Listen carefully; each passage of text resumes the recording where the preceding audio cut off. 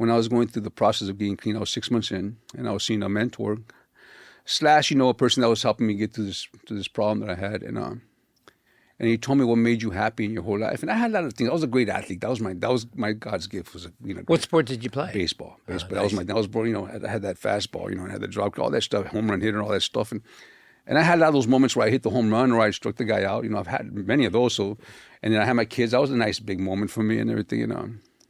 But when I was, and I still stutter now, but and I just have to slow it down. But when I was a kid, I stuttered really bad, and I did this play, Rumpelstiltskin, and I was the lead, and I just stuttered one time, and everybody clapped for me, and it was like I can't even explain how I felt, bro. It felt like winning. Like now, it felt like winning an Oscar. I just I didn't stutter, and everybody understood me, and he told me is that the thing that made you happy? Well, then you have to try acting, But I was such a hardcore, very soulless man, And you have to be like that when you're running the streets, Yeah, sure.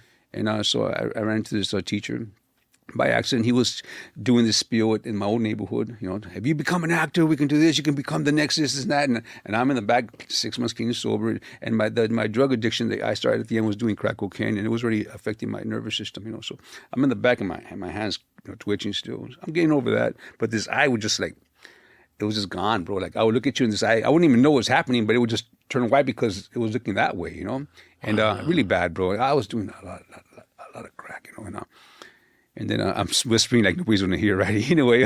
No, but the audience hears this. People. There may be someone where you were. Yes. And you see there's hope. Yeah, man. Oh no. And but I tell them I'm an open book, man. And you know what?